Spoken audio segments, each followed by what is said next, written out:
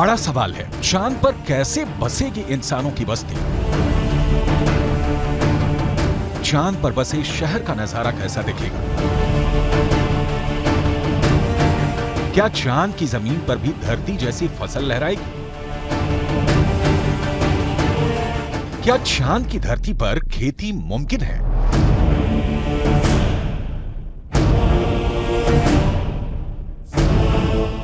विज्ञान कहता है कि चांद पर अभी इंसानों के रहने लायक वातावरण नहीं है, लेकिन नासा का कहना है कि आने वाले वक्त में चंद्रमा की धरती को रहने लायक बनाया जा सकता है।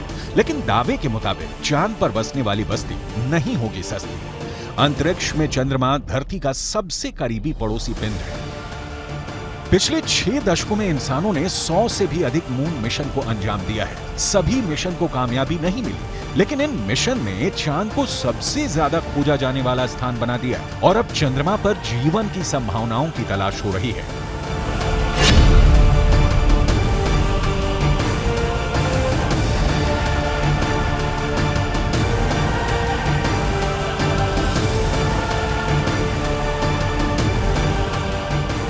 अभी तक चंद्रमा से जुड़ी कई हैरान कर देने वाली जानकारियां सामने आई हैं। दावा किया जाता है कि चंद्रमा की मिट्टी में कई तरह के खनिज हैं। चांद की सतह पर पानी होने के भी सबूत मिल चुके हैं। वैज्ञानिकों का मानना है कि चांद पर जीवन के सबूत भी मिल सकते हैं।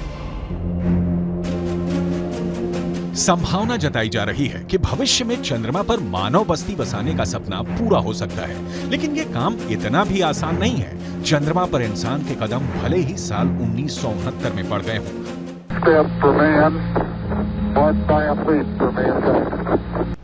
लेकिन कड़वी सच्चाई ये भी है कि 1972 के बाद से किसी भी अंतरिक्ष यात्री ने चांद पर कदम नहीं रखा। जब से इंसान ने चांद पर कदम रखा है, तभी से वहां इंसानी बस्ती बसाने की चर्चा चल रही है। 1972 से अभी तक 51 सालों में कई मून मिशन भेजे गए और उससे जो जानकारी हासिल हुई, उसके बाद से अब चांद पर मानव बस्ती का सपना जल्द आसान हो सकता है, लेकिन ये बहुत अधिक खर्चीला भी हो सकता है। क्योंकि अगर चंद्रमा पर कॉलोनी शुरू करने के लिए धरती से सामान भेजने होंगे तो ये काफी महंगा साबित होगा। एक अनुमान के मुताबिक सिर्फ 100 लोगों के लिए चांद पर जरूरी सामान भेजने के लिए करीब 1.25 लाख करोड़ रुपए का खर्च आएगा। ऐसे में अगर चांद पर इंसान को रहने लायक बस्ती बसानी है तो सबसे पहले रोटी, कपड़ा और मकान जैसी बुनियादी जरूरतों को पूरा करना होगा, जिसमें सांस लेने के लिए हवा, पीने के लिए पानी, पेट भरने के लिए खाना, हवा के दबाव से लैस रहने लायक जगह और रोशनी के लिए बिजली जरूरी होगी। दावा है कि इनमें से ज्यादातर जरूरतों को चांद से ही पूरा किया जा सकता है। चंद्रयान 1 की मदद से चांद पर पानी होने की पुष्टि हो चुकी है। पानी की खोज के बाद इसरो अब चांद पर जमी बर्फ का विश्लेषण करने में जुटा है। चांद की सतह की बनावट को समझने में लगा है। नासा के मुताबिक चांद के दक्षिणी ध्रुव पर बर्फ है। बर्फ के साथ साथ वहां दूसरे प्राकृतिक संसाधन भी हो सकते हैं। साल 1998 में नासा ने मून मिशन के तहत ये बताया था कि दक्षिणी ध्रुव पर हाइड्रोजन है। नासा का दावा है कि अधिक मात्रा में हाइड्रोजन होने की वजह से वहां बर्फ होने की संभावना है। इसके अलावा चांद के दक्षिणी ध्रुव पर बड़े बड़े पहाड़ और कई गड्ढे हैं। ज्यादातर गड्ढे ऐसे हैं जहां अरबों साल से अंधेरा है।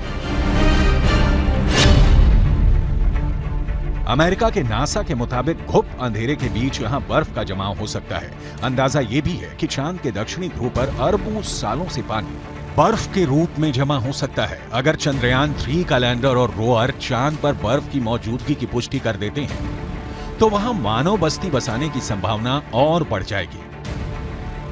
हालांकि इससे पहले भी चंद्रमा की सतह पर पानी होने के संकेत मिले थे। चांद के छाया में रहने वाले हिस्से में पानी के होने के संकेत मिल चुके हैं।